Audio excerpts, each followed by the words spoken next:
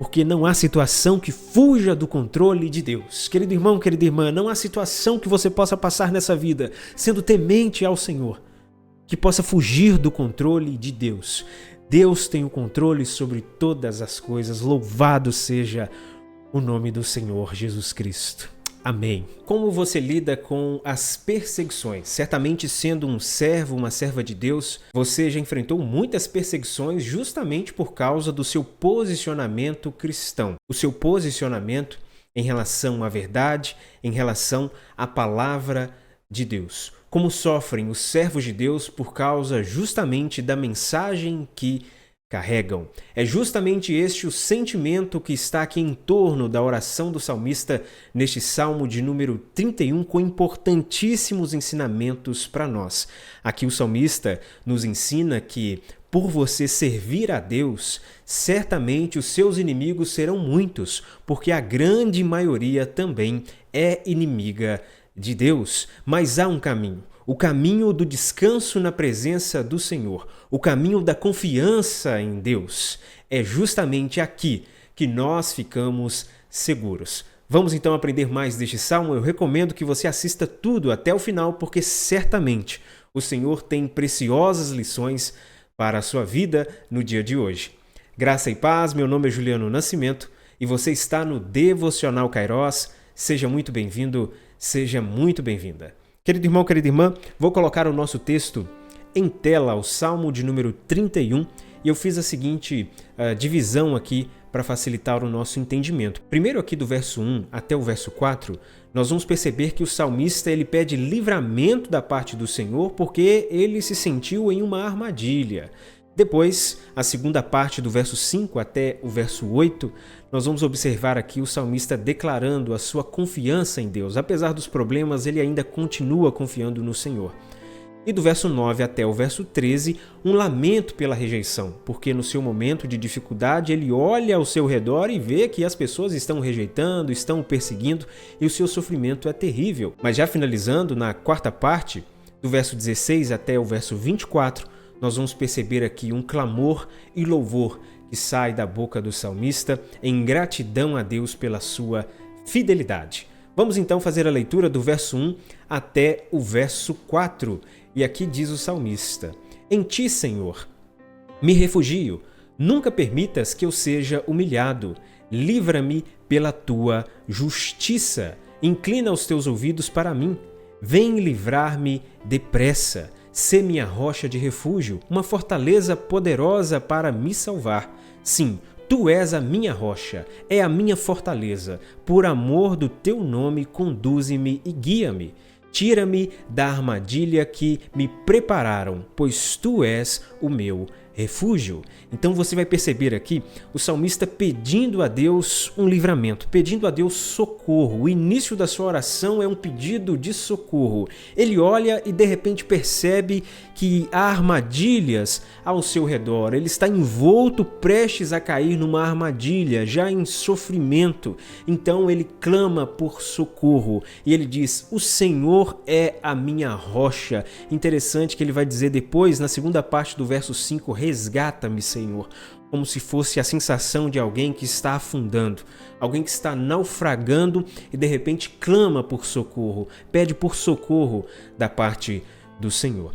Muito bem, falando sobre armadilhas, que é o contexto que o salmista coloca aqui e pede a Deus esse socorro, nós podemos olhar para a nossa vida e perceber que há pelo menos duas possibilidades de armadilhas em relação à nossa vida espiritual, ao nosso caminhar no dia a dia.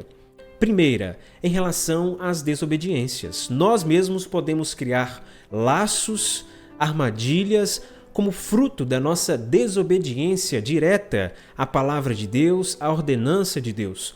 Deus te dá uma ordem, vá por aqui, siga por esse caminho, mas você escolhe dar ouvidos às outras pessoas, você escolhe dar ouvido ao seu próprio coração pecaminoso e não segue a vontade de Deus. Você mesmo cria um laço, você mesmo cria uma armadilha. Mas também há a segunda possibilidade, aquela armadilha, aquela trama que é feita por aqueles que estão ao seu redor, aqueles que são inimigos de Deus, e porque você carrega a mensagem de Deus, você também se torna um alvo deles, você também se torna inimigo deles. E são muitos estes, né? Satanás coloca os seus servos a perseguir, a tentar de alguma forma destruir a vida do cristão, porque eles carregam uma mensagem poderosa. E é justamente nessa armadilha que o salmista está. Uma armadilha preparada, criada pelos seus inimigos. Mas ele aqui clama ao Senhor. Por isso ele diz no final do verso 4: pois tu és o meu refúgio. Sim, Senhor, tem uma armadilha preparada para mim. Estou em sofrimento, mas tu és o meu refúgio. Querido irmão, querida irmã, não há lugar para descanso melhor do que na presença de Deus. Os servos do Senhor não ficam amedrontados por muito tempo porque confiam no seu Senhor. Sabe que o Senhor está zelando pelas suas vidas. Por isso que o salmista, ele recorre logo à presença de Deus. Mas vamos à segunda parte deste capítulo 31 dos Salmos, o verso 5 até o verso 8. E aqui diz o salmista: nas tuas mãos entrego o meu espírito. Você já ouviu essas palavras? Certamente, né? Na boca do nosso Senhor Jesus Cristo, lá no Gólgota, naquele momento de grande sofrimento. Nas tuas mãos entrego o meu espírito. Resgata-me, Senhor, Deus da verdade. Odeio aqueles que se apegam a ídolos inúteis. Eu, porém, confio no Senhor. Exultarei com grande alegria por teu amor, pois viste a minha aflição e conheceste a angústia da minha alma.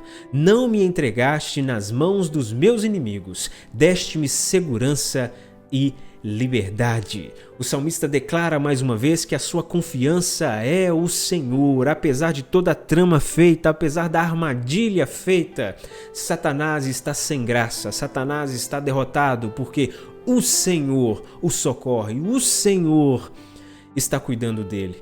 Por isso ele diz: resgata-me, Senhor, Deus da verdade. Aqui eu percebo que o salmista está entregando a sua causa nas mãos do Senhor. Ele se entrega na dependência de Deus. E eu já te pergunto, como você enfrenta aquelas armadilhas que se levantam contra você? Como que você enfrenta todas as lutas que se levantam contra você por causa da pregação do Evangelho? Ora, a nossa postura deve ser essa e não outra.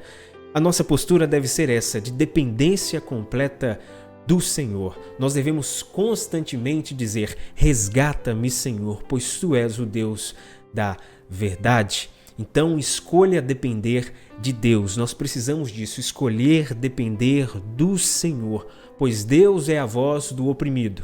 Deus é a voz daqueles que são perseguidos por amor do teu santo e poderoso nome. Nós devemos sempre nos lembrar que é Deus que provê o livramento e não a nossa própria força. Por isso devemos constantemente estar em oração, em um propósito diante de Deus, entregando a nossa vida, toda a nossa causa diante de Deus e dizendo: Senhor, vem agir nessa causa, porque se eu for agir segundo o meu próprio modo, segundo as minhas próprias forças, eu não vou conseguir. E essa obra é do Senhor, portanto, trate essa causa, trate essas circunstâncias. E depois de fazer esse tipo de oração, geralmente nós descansamos, porque a paz de Deus vem sobre o nosso coração. E nós vamos perceber isso lá no final, a partir do verso 16. Mas também, aqui neste momento de declaração de confiança, se inclui não só o verso 5 até o verso 8, mas também o verso 14 e o verso 15. Ele também declara a sua confiança em Deus. Veja só: mas eu confio em ti, Senhor, e digo: tu és o meu Deus, o meu futuro está nas suas mãos. Livra-me dos meus inimigos e daqueles que me perseguem. Dê-me livramento, Senhor. Me socorra nessa hora, minha vida está em tuas mãos. A sua família está em perseguição, a sua família está em sofrimento, a sua vida está em perseguição, você é perseguido no seu trabalho, você é perseguido nas obras que você faz por amor do Senhor. Não se assuste, as obras de Satanás se levantarão contra você, mas que em nome de Jesus você entregue as suas causas na mão do Senhor. O Senhor providenciará as saídas para você. Eu não tenho dúvida disso, porque o nosso Senhor é um Senhor tremendo, o nosso Deus é um Deus maravilhoso. Que bom é poder servir a esse Senhor, o nosso Deus. Então nós vamos agora para a terceira parte, do verso 9 até o verso 13, e aqui o salmista fala da rejeição que ele percebe. Agora ele coloca para fora todo o sentimento de rejeição que ele percebeu à sua volta. Certamente, nós entendemos que há um Deus cuidando de nós. Nós entendemos que durante as tribulações, durante as lutas, o Senhor está cuidando de nós. Mas ainda assim, querido irmão, querida irmã, nós somos seres humanos. Nós temos sentimentos, nós sofremos. Muitas coisas mexem profundamente conosco, mexem com a nossa psique, mexem com o nosso corpo, afetam o mais íntimo do nosso ser. E o salmista expressa que estava passando justamente por esse momento. Perceba o drama do salmista a partir do verso 9. Ele diz: misericórdia, Senhor. Estou em desespero. A tristeza me consome, a vista, o vigor e o apetite. Perceba que ele não estava enxergando mais muito bem as coisas. Eu entendo aqui não só como a vista literal, os seus olhos de forma real, mas também a sua visão espiritual. Ele começa a ter dificuldade para enxergar com clareza as coisas por causa desse momento de tristeza. O seu vigor também, ele começa a ficar mais desanimado. Isso afeta o seu próprio corpo, porque ele perde até mesmo o seu apetite, né? Então você percebe que o sofrimento é profundo. Certamente isso pode se parecer com muitos momentos da nossa vida, momentos de crise, momentos de perseguição, onde as afrontas se levantam de tal forma que mexe dessa maneira conosco. E ele continua no verso 10. Minha vida é consumida pela angústia e os meus anos pelo gemido. Minha aflição esgota as minhas forças e os meus ossos se enfraquecem. Por causa de todos os meus adversários, sou motivo de ultraje para os meus vizinhos e de medo para os meus amigos. Os que me veem na rua fogem de mim. Então era lamentável a situação do salmista neste momento, a ponto de ele dizer que as pessoas fogem dele, as pessoas olham para ele, os seus inimigos, e tentam dar risada, acham engraçada a situação em que ele está. Certamente essa se parece muito com a situação de muitos mártires no passado, pessoas que deram a sua vida, entregaram a sua vida literalmente por amor do Evangelho, no momento em que estavam sendo apedrejadas, no momento em que estavam sendo ali perseguidas por causa do seu amor ao Evangelho. Essas pessoas certamente foram motivo de chacota por aqueles que estavam observando, motivo de chacota para os seus inimigos, porque os inimigos olhavam para eles, davam risada e certamente provocavam: onde está o seu Deus? Onde está esse Deus que você está pregando, esse Deus que você está servindo, e agora você está neste sofrimento? Por que você está passando por essa luta?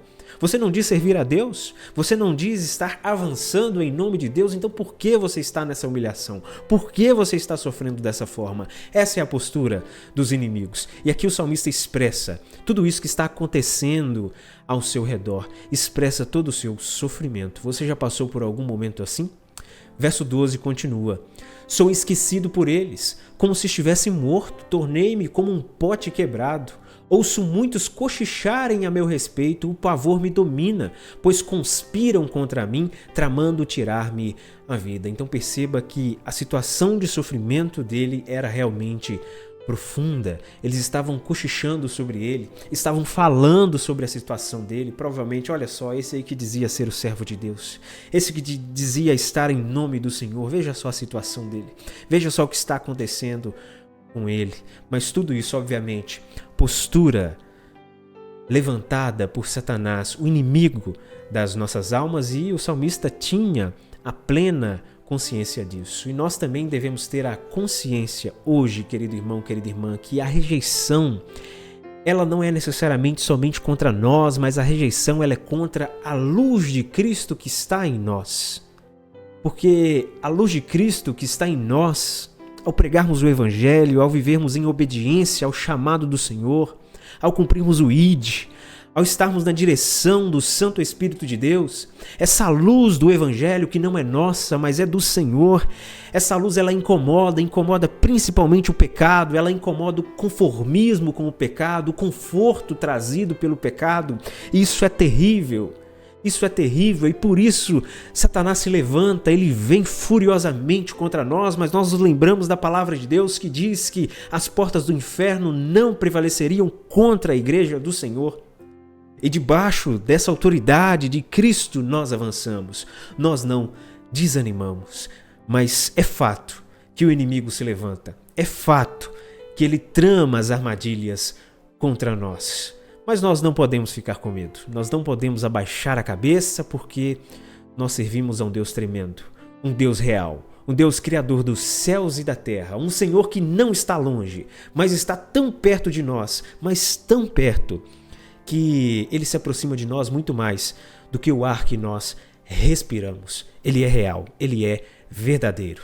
E nós percebemos agora a partir do verso 16 até o verso 24, todo o final do Salmo, o clamor do salmista ao Senhor. Momento de sofrimento é também momento de clamor a Deus, momento de louvor ao Senhor, porque não há situação que fuja do controle de Deus. Querido irmão, querida irmã, não há situação que você possa passar nessa vida sendo temente ao Senhor, que possa fugir do controle de Deus. Deus tem o controle sobre todas as coisas. Louvado seja o nome do Senhor Jesus Cristo. Amém. Vamos então fazer a leitura a partir do verso 16. Diz aqui o texto: Faze o teu rosto resplandecer sobre o teu servo. Salva-me por teu amor leal. Não permitas que eu seja humilhado, Senhor, pois tenho clamado a ti. Mas que os ímpios sejam humilhados e calados fiquem no Sheol, ou seja, na sepultura. Não tenham a vida eterna, é o que ele está dizendo, de certa forma. Sejam emudecidos os seus lábios mentirosos, pois com arrogância e desprezo humilham os justos. Os inimigos se levantam principalmente através da mentira, do falso apontamento, das falsas acusações. Mas aqui o pedido do salmista é que sejam emudecidos os seus lábios, que eles se calem, que eles sejam envergonhados nas suas mentiras. E de fato, Deus faz isso. Verso 19 em diante. Como é grande a tua bondade, que reservaste para aqueles que te temem, e que à vista dos homens concedes àqueles que se refugiam em ti. No abrigo da tua presença os escondes das intrigas dos homens, na tua habitação os proteges das línguas acusadoras.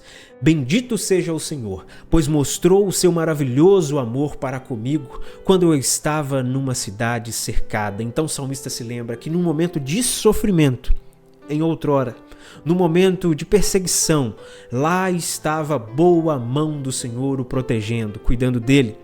Diz o verso 22, alarmado eu disse, fui excluído da tua presença, contudo, ouviste as minhas súplicas quando clamei a ti por socorro. Então, no momento de desespero, onde o salmista achava que não havia mais solução, ele disse, agora acabou. Eu estou sozinho, não há mais solução, eu fui excluído da presença de Deus, o Senhor me deixou aqui. De repente, então, ele percebe que o Senhor ouviu o seu clamor, o Senhor ouviu a sua petição e o Senhor, então, age ao seu favor. Eu já disse isso em outros salmos e outros estudos, querido irmão, querida irmã, a resposta que vem de Deus, ela não é adiantada, ela não é atrasada, mas ela vem no momento propício, ela vem na hora certa, ela vem no momento propício, no momento adequado. Diz ainda o verso 23 e 24. Amem o Senhor, todos vocês os seus santos. O Senhor preserva os fiéis, mas aos arrogantes dá o que merecem. Sejam fortes e corajosos, todos vocês que esperam no Senhor. Amém, amém. Querido irmão, querida irmã, guarde essa palavra no seu coração. Muitos de vocês estão me ouvindo no início de semana, numa segunda-feira. Guarde essas palavras no seu coração.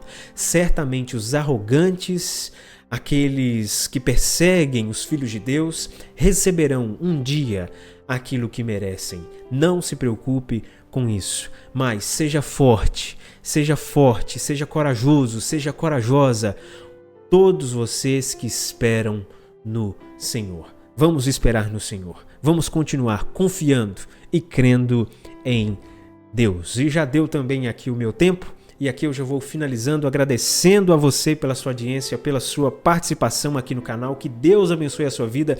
Encaminhe esse devocional para alguém. Lembre-se de alguém nesse dia, ore por essa pessoa, encaminhe essa mensagem e diga: fulano, me lembrei de você, estou orando por você no dia de hoje. Ore pela vida dessa pessoa, eu tenho certeza que fará total diferença no dia dela. Que Deus te abençoe e, permitindo o Senhor, eu volto mais uma vez amanhã aqui com o nosso Devocional Kairos e o estudo dos Salmos. Que Deus te abençoe.